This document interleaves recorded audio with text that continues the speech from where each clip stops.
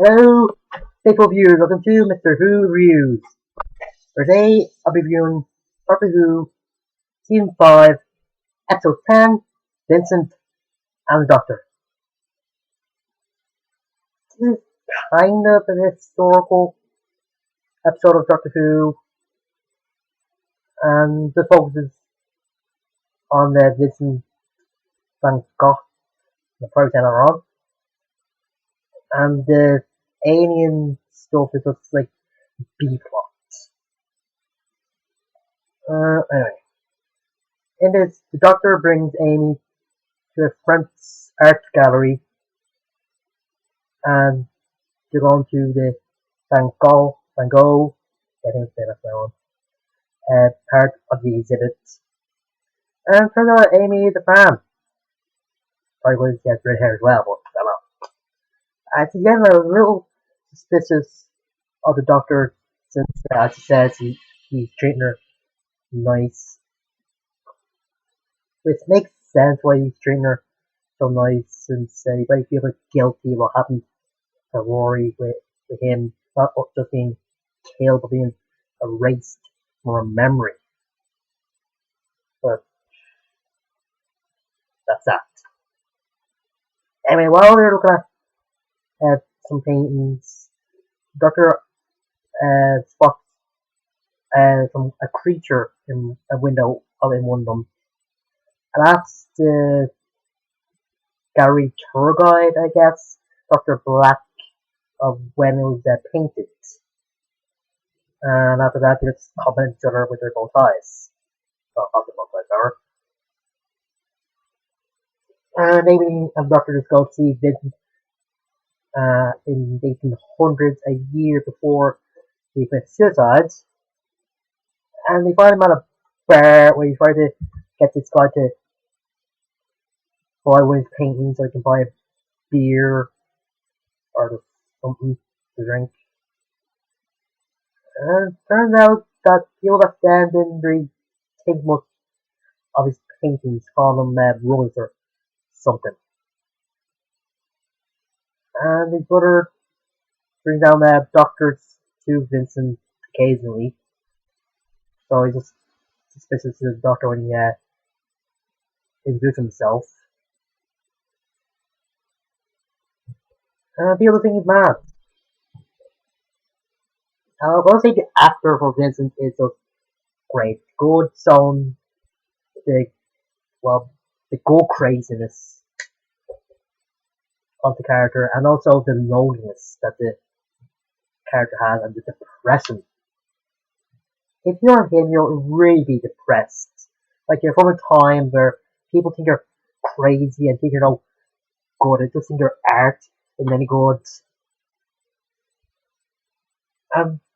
Or be depressed. But, hey. Anyway, Dr. Amy just goes to Vincent's house, or and see some of his future paintings that just hanging on the wall, and you're thinking they're not that good. And while the Doctor is talking to Vincent about taking some tea because it's clearly had too much coffee, Amy gets attacked by a little creature that only Vincent can see. Okay, they don't really explain how either one can see it, but okay. Anyway, the Doctor just goes back to TARDIS after Vincent paints the portrait of the creature on one of his painting seats. And he takes out a scanner that his two-headed godmother gave him. And just scans himself, and you see a picture of the first Doctor coming out on one side, and a picture of the second coming on the screen. And it sounds like have trouble identifying the creature because according to the Doctor's painting isn't that good. So he just puts it on his chest, and when this creature does come, it just classifies the creature as a Cretaceous. I don't know if I'm saying that right. Um, then Doctor and Co are just off to the church while Vincent paints. And after silence, but the 11th Doctor did a chatting first, and he just does not keep quiet, or just he's easily bored.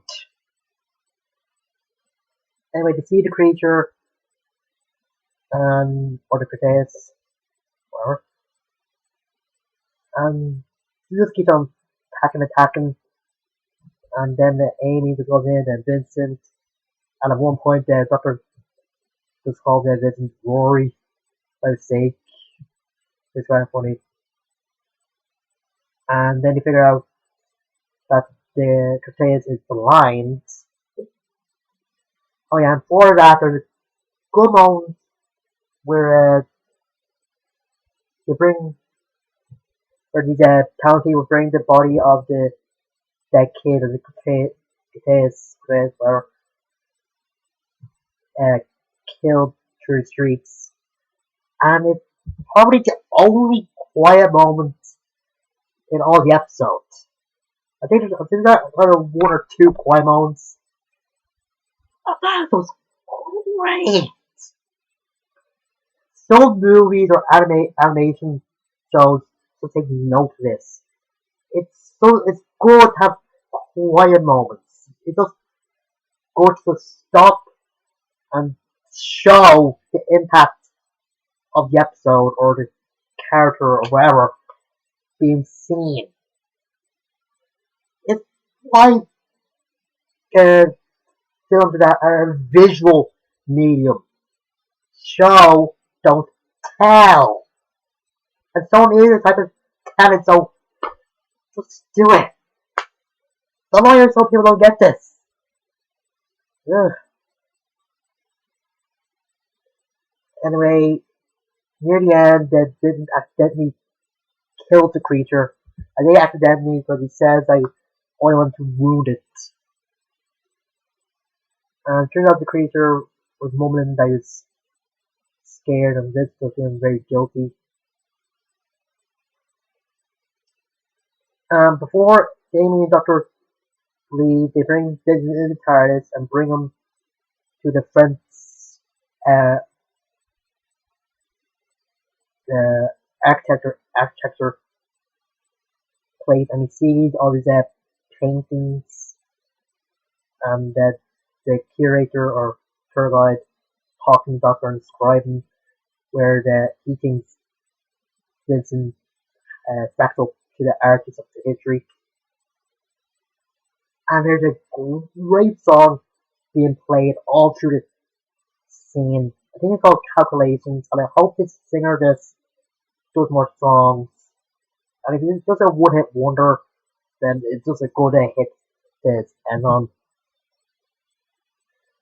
at the end, Vincent is just happy and so other Amy, and Amy thinks I might have changed history, but then Vincent still committed suicide a year later, and there is a little bit of difference in that church painting that he did that had the crusades in it. Well, correct me am I wrong if I'm wrong, but one of the reasons they went back in time because they saw the crusades in the painting, so it wasn't in the painting, then you wouldn't have a reason to go back in time. Yeah, sometimes time travel makes sense, that too. And Doctor just reassured Amy that even if he didn't change a whole lot of his life, at least he changed a little bit. And it kind of makes sense why he commits suicide, even though he knows that people are going to think he's the greatest artist in history in the future. Depression is a kind of a strong thing. It can't get easily pushed away. It can't go just like that. There's always got to be something that will bring him back in. If you're like the happiest person in the world. And then Amy sees the sunflower painting that she tried to get Vincent to paint, but he didn't. He said he didn't really like them, and he said it would be a shot challenge, but whatever. Anyway, this is a good episode, not just because of the historical stuff, but with the character stuff. But I will say that the Doctor seemed to try too hard to get Vincent to paint the church. Just kept on saying it. I wonder if it didn't get annoyed or something.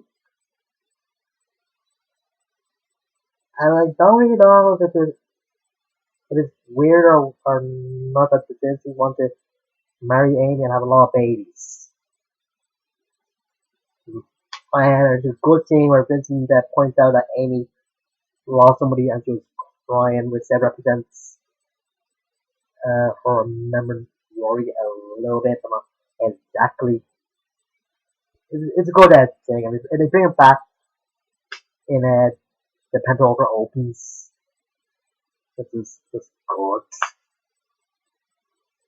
And as I said, the music is very good, and Matt Smith's funny stuff this is just great. Whether him come back after saying that he'd be back for Vincent and Amy could say where's he got to now, or when Amy scared him when he was hiding from the Cretaceous or whatever,